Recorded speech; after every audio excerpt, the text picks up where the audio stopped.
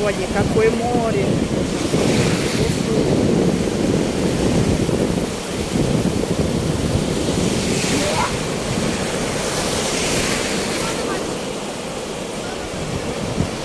Волны какие. Но все равно красота.